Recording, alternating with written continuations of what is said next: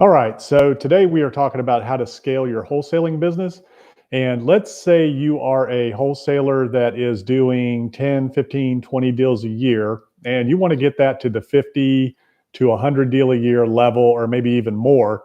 And it all depends on how you're structured now. So if you're an owner operator, if you're doing everything yourself, fulfilling all of the roles in the business, that's going to be very difficult for you to scale and to build a business that'll do volume on autopilot, so to speak.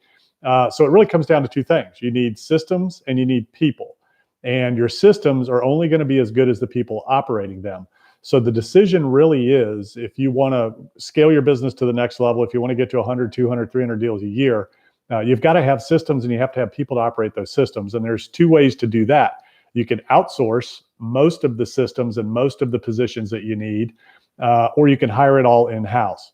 So that's really up to you. You just have to decide what you're comfortable with, what your strengths are, what your weaknesses are. You always want to hire your strengths. Hire your weaknesses and do what you're good at, do what your strengths are, focus on that, fill in the gaps where your weaknesses are and hire those. Find people that are, good people, good, solid people with good attitudes. The saying goes, hire the attitude, train the skill. So you want people with a good, positive attitude. You want people that are going to dive in and just join you and share in your vision of building this company. So when it comes to outsourcing and when it comes to scaling a wholesale business, wholesaling is transactional, much like real estate agent business is. It's all about contacts, it's all about people, it's all about relationships, and it's all about transactional volume. So you have to have systems to manage a high volume of transactions, a good CRM, good follow-up system, a good lead intake system, and a good system for disposing of the property's disposition. Again, it's really not investing. Wholesaling is transactional. It's not a real estate investing business. But it does come down to volume, and it comes down to systems and people. So you can outsource a lot of that. There's companies that will do your lead intake for you, that will answer your incoming calls, whether they're internet leads, mailings, bandit signs, whatever it is. You can have those numbers routed to answering centers that will take the initial call, screen those people according to your scripts. Some of them have their own scripts, and find out if there is motivation there to sell, and then upload that into your CRM so that you can then follow up on that. So that's one way to do it. You can also outsource cold calling. There's companies out there overseas and in the United States now that are very good at cold calling, and they will cold call your lists. Some of them have their own proprietary list, but most of them take your list that you supply with them.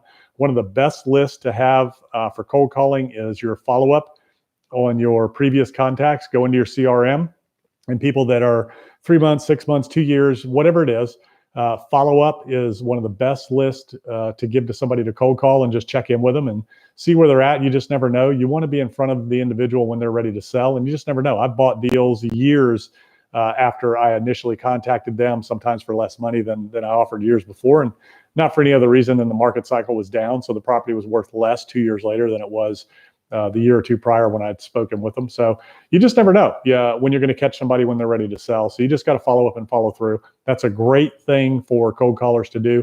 The other thing is return mail on your direct mail. Whenever your direct mail comes back, it's always a good thing to have that skip traced and try to get the phone numbers and then follow up with those leads and have those leads cold call. If you're doing it yourself, the scripts are very simple, and there's a lot of great scripts out there. But for the most part, people don't mind you following up, checking in. Hey, I sent you a postcard or a letter in the mail. Just wanted to follow up, make sure you received it, see if you're ready to sell.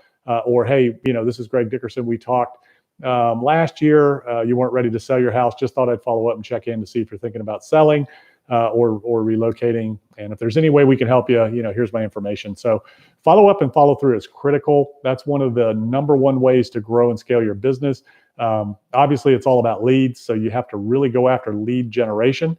And so if you are looking to hire and build your business organically in-house versus outsourcing, or do a combination of both, then the number one position that I tell everybody that they want to hire first is you want to have that office manager, somebody that's going to take the administrative load off you. Most entrepreneurs, most self-employed entrepreneurs are weak in the administrative area, or they just don't like doing it, don't want to do it. So that's the first thing that you should really look at outsourcing. So find yourself a good office manager that can wear a number of hats. So they're an office manager / bookkeeper / lead manager / administrative assistant / transaction coordinator slash marketing helper, whatever. You want to find somebody who has a lot of good general skills, very good with computers, spreadsheets, web applications, things like that can use your CRMs and your software.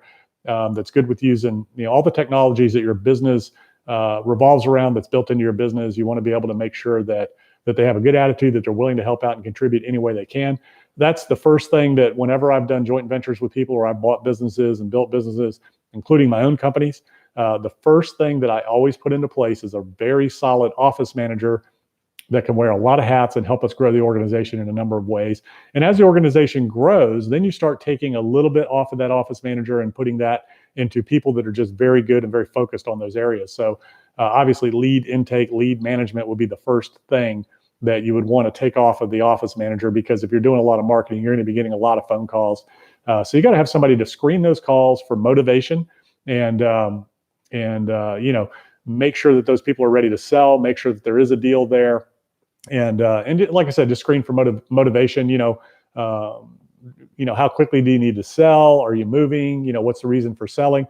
That lead manager can ask a number of questions up front. How much do you want for the house? What does the area look like? What kind of condition is the house in? Start building that rapport and that relationship for you and your company on your behalf. So that's a very important position. So now you've got an office manager that can do a number of things. And the first thing you take off that office manager is your lead management. And so you have a lead manager in place. That lead manager can also do dispositions initially. Until you get to a point to where you've got so much business coming in, then you got to find somebody to handle dispositions. And in any wholesale business, it's really all about getting that property moved. So dispositions is very critical. You want to build that buyers list. You want a good, solid buyers list. You want to know what those buyers are looking for, and then go shopping in the areas that they're looking for the product that they're looking for, and get very specific and detailed about that, and reverse engineer the whole thing. So in any business, you always want to look at the end goal. What's the end result I'm looking for? If I'm looking to sell houses to investors, you start with that and reverse engineer everything back into that. If you're building a wholesale business and you want to do 100 deals a year, then you have to start with that, and you have to reverse engineer that, and you have to track your KPIs and work it backwards. If I want to do 100 deals a year, then I need to know exactly how many appointments it takes, or how many phone conversations. If you're doing virtual wholesaling, you want to be able to close and lock up properties over the phone. Even in local markets, I recommend that you want to do that. To really grow and scale your business, you're very limited if you're relying on in-person appointments. So right now, especially with the competition with iBuyers and instant offers and things like that, you really want to get good at locking properties up over the phone, and then let your end buyers be boots on the ground to go view the properties and let you know if there's any inconsistencies between what the seller tells you and what you think you're getting. So reverse engineer it. If you want to do 100 deals a year, then you need to know how many contracts, how many appointments, contracts it takes for you to be able to close 100 deals. In order to get those appointments, you need to know how many leads that requires. In order to get those leads, you need to know how many pieces of mail that you need to be sending, or how much money you need to be spending on the internet for SEO optimization, or keywords, AdWords, Facebook ads, whatever it is that you're using in your area. And every area is different. Not every marketing method works in every area. Direct mail is still very effective in most areas, but it's more effective in some over others, and different types of mail pieces. And you really need to be tracking your mail, tracking your campaign, and drilling down on the numbers so that you can reverse engineer your entire business, right? So if so we talked about number of transactions. So the other thing you can reverse engineer is your income. And if you're tracking your KPIs and really drilling down on the metrics of your business, and you say, hey, I want to make 100,000 this year, or 200,000, or 500,000, and your average wholesale fee is 10,000, then you know how many deals you need to do in order to get to those numbers. And you got to factor your costs in there as well. So if you want a net income of a certain amount, which is really what you want to look at, knowing all your costs, then you need to know what your average deals are, how much it's costing you to get there, and what type of marketing is best and is most effective, and in what areas. Like direct mail, a lot of people just send out just these shotgun broadcasts out there, and just work off of that every year. That's great. That if you've got a lot of money to spend, you can spend $50, $60, $100,000 a month and send a lot of mail out there. But if you're not tracking it in terms of what mail piece is the most effective, but not only that, what area are you getting the highest response from, then you're going to be wasting a lot of money and a lot of time dealing with things that aren't producing, the best results. And for me, it's all about being able to make the most amount of money with the least amount of time, energy, and effort possible in a business. You want to be as efficient as you possibly can so that you're utilizing all your resources to their highest capacity, all your human resources, all of your investment capital, and all of your marketing expense and marketing materials. You want to make sure that you're capitalizing on those and you're getting the biggest ROI on those activities and the biggest ROI on your time spent, because there's only so much time in the day. I mean, that's the one thing that we cannot systemize is hours in a day, right? We only get so many. So it's really important that you track those KPIs and you figure out what marketing methods are working best in your markets, what marketing materials are working the best in your market. If you're on the internet, what type of ads are working the best. If you're on Facebook, what type of ads are working the best. And you can drill all that down, but you're going to need a lot of numbers. And if you go to, CallRail or something like that you use for tracking phone numbers, I mean, you're going to need a bunch. The top guys out there that are doing a lot of marketing, a lot of volume, they've got 50 to 100, maybe even more CallRail numbers, because you want to track every single piece of mail, every different campaign you mail to, even if it's the same list.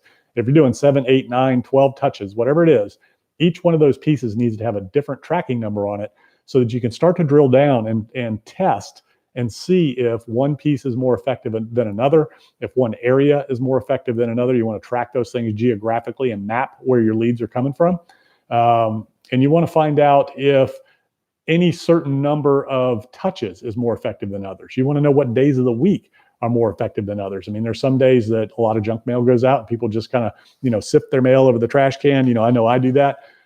So you want to be able to track that and drill down into what are the most effective days to mail in different markets, are better than others, things like that. So really what it boils down to is to grow and scale your wholesaling business. You need really three things. You need great people, you need great systems, and you need to know your numbers and your KPIs and track those things all the way down into the minute detail so that you really know what's going on inside your operation. That's what's really cool about that is if you know the numbers, then you know your business, and that's any business. And that's the best way to track, engage, and grow a business is by looking at the numbers, because the numbers don't lie. And it will help you make unqualified, unemotional decisions, and it will help you make the correct assumptions about your business and what are the most effective things and the most effective use of your time.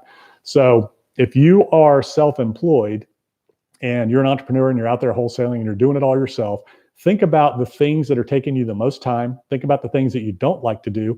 Fill those gaps in first. Hire the positions that you're the weakest at, that you enjoy the least. Fill those gaps in first, whether it's outsourced or whether it's in-house full-time, and then build from there and then start releasing those tasks from there. And usually it's that office manager / lead manager / dispositions manager. That person is doing everything, right? And that person can do everything. If it's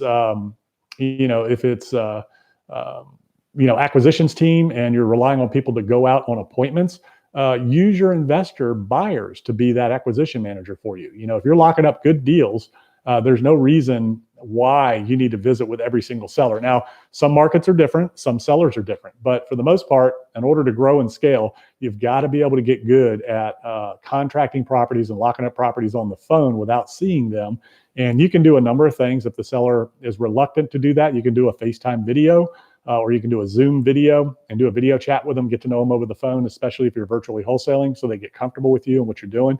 And you just explain to them what you do. Hey, I find great deals for investors, and I help people sell their houses quickly, and I solve problems. So you're a transaction engineer. Wholesaling is transactional, it's relational. So number one, what you're doing is you're looking to build relationship. You're trying to help somebody, you're trying to serve them, and you're trying to reverse engineer that transaction just like you do your business. So if somebody needs to sell their house and they're motivated, then generally that's not too difficult of a path unless they owe too much on it, or they're underwater or things like that. And then there's ways out of that with lease options, rent to owns, owner finance. There's a number of ways, and there's different buyers that like those types of properties over others.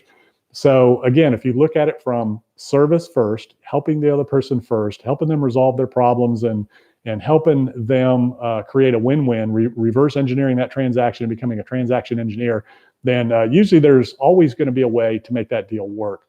So the big decision then for a lot of people is whether to hire a team in-house or whether to outsource everything. And again, outsourcing is pretty easy. You can outsource all your mailing You can outsource your lead intake, your lead management. You can outsource your cold calling.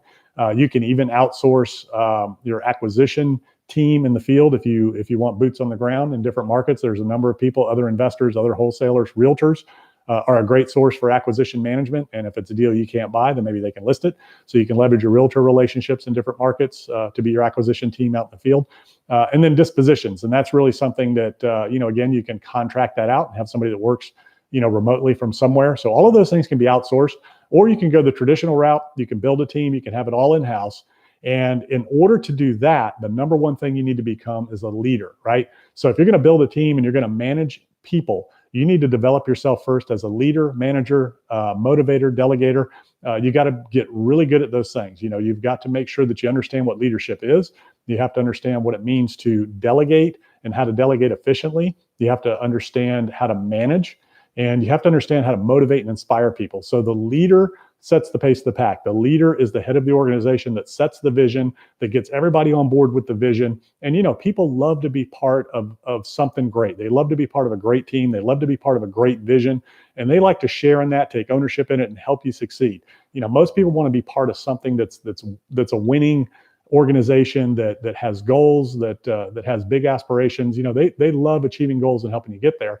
Every company I've ever built and I've built a lot of companies quickly. I've done about 12 different companies in my career, and I was able to build them very quickly because I found great people and I coached them to success. And that's really what you have to become. You have to become a coach, a mentor, a leader, delegator, motivator, manager. You have to be inspirational. You have to be somebody who helps people achieve results and achieve success. And that all starts at the top, right? So the leader is at the head of that organization. So a lot of people, when they think about an organization, they look at the traditional corporate pyramid, right? Where you have the pyramid and you've got the CEO at the top, and then everybody else is underneath that CEO, and they think that their job is to bark orders, right? Really what it's all about, it's about service, right? So you got to flip that upside down, and you got to have that upside down pyramid where the CEO is at the bottom. And then the CEO's job is to serve everybody else in that organization and give them everything they need to be successful. Your number one goal as a leader, as the CEO of that organization, is to help everybody be successful and create the results you're looking for. You want them to feel good about themselves, feel good about what they're doing in a sincere way, not a manipulative way. You need to sincerely care about people, your customers, your vendors, your contractors, your employees, everybody around you, your community, right? So if you approach everything from a service mindset first, everything else, just falls into place, right? So as a leader, your job is to serve and give others what they need to be successful, the tools, training, systems, and support to be successful. But more importantly than that, you have to give them clear direction in no uncertain terms, exactly what you expect and when. And you've got to measure that performance and hold them accountable. And that all goes back to the leadership, the delegation, the management, the motivation and inspiration, right? So tools, training, systems, and support to be successful, and then clear direction in no uncertain terms, exactly what you expect and when. And then you got to measure that performance and hold them accountable, right? Feedback is the breakfast of champions. If you can't measure it, you can't manage it. So in order to efficiently and effectively manage and lead an organization, you need to be able to measure all of your results in every area. Just like we talked about your marketing and things like that, where you want to measure your KPIs, that gives you intelligence, that gives you data, that gives you insight into your business to know how to make decisions of what's working and what's not. The same thing holds true with the people in your business. You got to give them that clear direction, that input, right? The output's only as good as the input. So you got to make sure that they know exactly what you expect and when. Then you've got to take a look or not. And if you did, great. Then you celebrate that success. You praise that performance in public. You recognize that good performance, and you tell them how great it makes you feel and how important it is to the organization when they achieve the results you're looking for. If you're not getting the results that you're looking for, then that falls back on the leader, right? So the leader sets the pace of the pack. And if something is going wrong in your organization and you're not getting the results you're looking for, you have to look back at yourself first, and you have to say, did I give everybody what they needed to be successful? Tools, training, systems, and support. But more importantly, that clear direction in no uncertain terms of what I expect and when. And then did I measure that and take a look at it and hold them accountable? So if you're not getting the result you're looking for, then something is missing. So you've got one of two things. You've either got a can't do or you have a won't do. So if you've got somebody that can't do something, you got to take a good hard look at that. Are they capable of doing the role that they've been hired to do? A lot of times, business owners and entrepreneurs make the mistake of putting the wrong person in the wrong role. There is a right position for everybody. And, you can cross-train to a certain degree, but for the most part, you want to put aces in places. You want to find people that are good at a certain task and put them in the right role so that they'll thrive and they'll focus on their strengths and they'll just continue to build on their strengths, right? So you want to put people in a position where they're going to succeed and where they can build on their strengths, and then you fill in the gaps on the weaknesses with other people in different areas. So everybody in your organization has a sweet spot.